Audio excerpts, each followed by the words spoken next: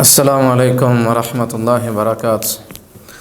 الحمدللہ رب العالمین والعاقبۃ للمتقین ولا عدوان الا علی الظالمین۔ آج ہمارا یہ درس جو ہے بڑی منزل کے مسافر، آج ہمارا یہ دوسرا درس ہے۔ آج ہمارا یہ درس جو ہے وہ حضرت عروہ بن زبیر رحمۃ اللہ علیہ کے متعلق ہے، جو ایک بہت بڑے تابعین میں سے ہیں اور فقہائے سبع میں سے ایک ہیں، جو مدینہ کے بہت بڑے فقیہ تھے۔ اور حضرت عروہ بن زبیر رحمۃ اللہ علیہ وہ 29 ہجری کے اندر پیدا ہوئے، جس طرح امام ذہبی رحمۃ اللہ علیہ ارشاد فرماتے ہیں اپنے سیر اعلام النبلاء کے اندر کہ وہ صحیح قول کے مطابق 29 ہجری کے اندر جو ہے وہ پیدا ہوئے، اور اسی طرح 94 ہجری کے اندر انہوں نے وفات پائی امام ذہبی رحمۃ اللہ علیہ کے قول کے مطابق۔ حضرت عروہ بن زبیر رحمۃ اللہ علیہ ایک بہت بڑے محدث، فقیہی، زاہد، عالم اور عبادت گزار، مستجاب الدعوات اور انتہائی برگزیدہ اور اللہ تعالیٰ کے نیک بندے اور انتہائی خوبصورت انسان تھے۔ عروہ بن زبیر رحمۃ اللہ علیہ زبیر کے بیٹے تھے، وہ عوام کے بیٹے تھے، اور انہوں نے شادی کی حضرت صفیہ رضی اللہ تعالی عنہ، جو آپ صلی اللہ علیہ وسلم کی پھوپھی تھیں، اور حضرت عوام کے بیٹے تھے حضرت زبیر بن عوام رضی اللہ تعالی عنہ، جو آپ صلی اللہ علیہ وسلم کے حواری تھے، جن کا لقب حواری رسول صلی اللہ علیہ وسلم جو ہے وہ کہا جاتا تھا، یعنی زبیر بن عوام رضی اللہ تعالی عنہ کو حواری رسول کہا جاتا تھا۔ انہوں نے شادی کی حضرت اسماء بنت ابی بکر رضی اللہ تعالی عنہ سے، جن کو ذات النطاقین کہا جاتا تھا۔ مطلب یہ کہ انہوں نے جب آپ صلی اللہ علیہ وسلم کے سفر کے مدینہ کی طرف سفر کی تیاری مکمل کروائی اور کوئی رسی نہیں ملے سامان کو باندھنے کی، تو انہوں نے اپنی کمر بند جو تھا ان کو 2 حصے میں تقسیم کیا اور پھر وہ سارے سامان کو باندھا۔ اس وجہ سے ان کا یہ لقب پڑا ذات النطاقین۔ تو اسماء بنت ابی بکر رضی اللہ تعالی عنہ، ان کے 2 بیٹے عبداللہ بن زبیر اور عروہ بن زبیر رحمۃ اللہ علیہ۔ تو آج ہم ذکر کر رہے ہیں حضرت عروہ بن زبیر رحمۃ اللہ علیہ، اور حضرت عروہ بن زبیر رحمۃ اللہ علیہ نے شادی کی حضرت عبداللہ ابن عمر رضی اللہ تعالی عنہ کی بیٹی کے ساتھ، جو امیر المومنین خلیفۃ المسلمین حضرت عمر رضی اللہ تعالی عنہ کے بیٹے ہیں، اور ان کے بیٹے حضرت عبداللہ ابن عمر ان کی بیٹی سے شادی کی حضرت عروہ بن زبیر رحمۃ اللہ علیہ، جو مدینہ کے 7 فقہاء میں سے ایک فقیہ، محدث، زاہد اور عالم ہیں۔ حضرت عروہ رحمۃ اللہ علیہ ان کے اساتذہ حضرت حسن، حضرت حسین، حضرت علی رضی اللہ تعالیٰ عنہ رضوان اللہ علیہم اجمعین تھے، حضرت زید بن ثابت، حضرت ابو ہریرہ رضی اللہ تعالیٰ عنہ، حضرت عمر بن عاص رضی اللہ تعالیٰ عنہ اور دیگر صحابہ رضوان اللہ علیہم اجمعین سے انہوں نے علم حاصل کیا۔ اسی طرح ان کے جو شاگرد تھے وہ بھی کثیر تعداد کے اندر موجود تھے۔ حضرت عروہ بن زبیر رضی اللہ رحمۃ اللہ علیہ کے جو شاگرد تھے وہ بھی بڑی تعداد کے اندر جو ہے وہ موجود تھے۔ یہ مستجاب الدعوات تھے، جس طرح 3 ساتھی عبداللہ ابن عمر رضی اللہ تعالیٰ عنہ، حضرت عروہ بن زبیر اور دوسرے ایک ساتھی، وہ بھی مل کے انہوں نے دعا کی اور وہ دعا مقبول ہوئی، اللہ تعالیٰ نے وہ دعا قبول کی تھی۔ تو علماء جو ہیں ان کے بارے میں کیا کہتے ہیں، سنیں علماء کی زبان کے اندر۔ علماء کے حضرت علی بن مدینی رحمۃ اللہ علیہ بہت بڑے محدث ہیں، اور امام بخاری کے بھی استاد ہیں، سفیان ثوری اور امام زہری۔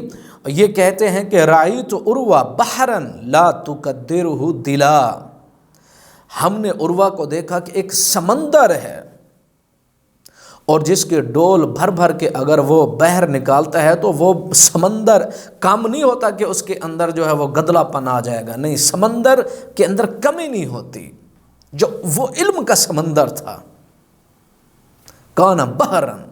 علی بن مدینی، امام زہری، حضرت سفیان رحمۃ اللہ علیہ ان کے بارے کے اندر یہ یعنی بیان دیتے ہیں کہ سمندر تھے. اچھا آپ آگے سنیں. یحییٰ بن ایوب ہشام سے، اور پھر وہ کہتے ہیں ان کے بیٹے ہشام بن عروہ جو ہیں وہ کہتے ہیں کہ میں نے اپنے باپ سے ان کو ہزاروں حدیث مطلب موجود یاد تھیں، تو پھر میں نے ان سے ایک جز بھی نہیں سیکھا. یعنی اتنا سیکھنے کے باوجود ایک جز بھی میں نے ان سے نہیں لیا.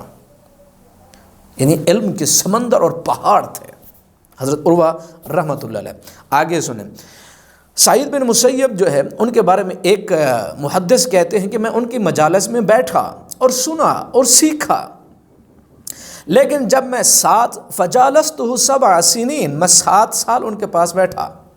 کس کے پاس؟ سعید بن مسیب. اور یہ وہ تابعی ہیں جن کو سید التابعین کہا جاتا ہے. کہتے ہیں میں 7 سال ان کے پاس بیٹھا، لیکن پھر لا ارا ان عالما غیرہ، میں نے ان کے علاوہ کوئی اور عالم نہیں دیکھا. کس کے؟ سعید بن مسیب. لیکن کیا ہوا؟ ثم تحولت الی عروہ، جب میں عروہ کے پاس گیا تو پھر کیا ہوا؟ فجرت به ثبج بحر. کہتے ہیں کہ جب میں عروہ کے پاس گیا تو ایسے وہ پھوٹ پڑے جیسے سمندر کی لہریں جو ہیں وہ پھوٹ پڑتے ہیں. یہ حضرت عروہ بن زبیر رحمۃ اللہ علیہ. اچھا پھر آگے سنیں.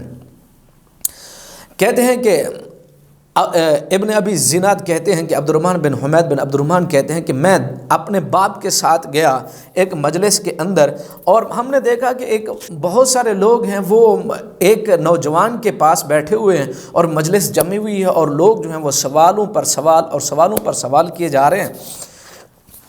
اور میرے باپ نے سوال کیا کہ انظر من ھذا، یہ کون ہے شخص جس سے یہ لوگ سوال کر رہے ہیں، یہ کون ہے، دیکھو تو فنظر تو فاذا ہوا عروہ، میں نے دیکھا تو وہ عروہ بن زبیر تو فاخبرتہ، میں نے بتایا کہ اے ابا جان وہ عروہ ہے. تو میرے والد صاحب نے جواب دیا. کیا جواب دیا؟ انہوں نے کہا تعجب کرنے کی ضرورت نہیں ہے. کیوں؟ انہوں نے جواب جو دیا وہ سنیں. انہوں نے کہا یا بنی لا تعجب لقد رأیت اصحاب رسول اللہ صلی اللہ علیہ وسلم یسألون، میں نے صحابہ کو دیکھا ہے کہ وہ ان سے سوال کیا کرتے تھے.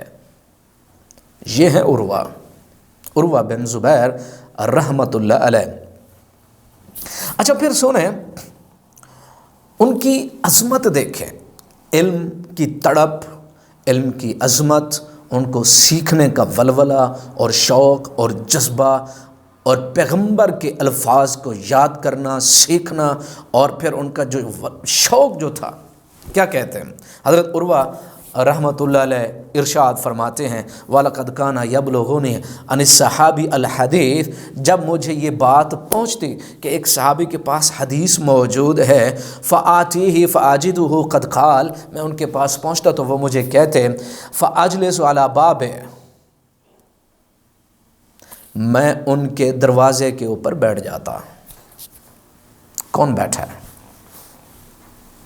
یہ حدیث کا طالب علم ہے.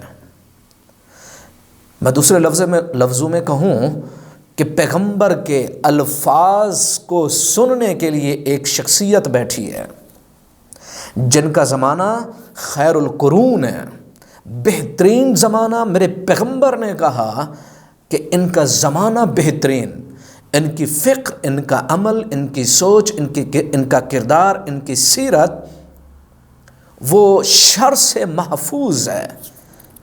یہ وہ اجیال اور جیل اور نسل اور یہ قوم ہے جن کے اندر خیر ہی خیر بھری ہوئی ہے.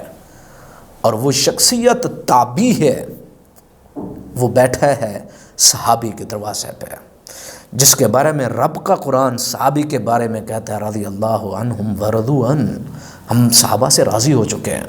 اس کی چوکھٹ کے اوپر بیٹھا ہے کہ میں پیغمبر کے وہ الفاظ سنوں جو اس صحابی کو یاد ہیں. آج دنیا کہتی ہے کون سی حدیث ہیں جی بخاری اور فلاں حدیث، انسانیت کو پتہ ہی نہیں۔ آج آج انسانوں نے شہد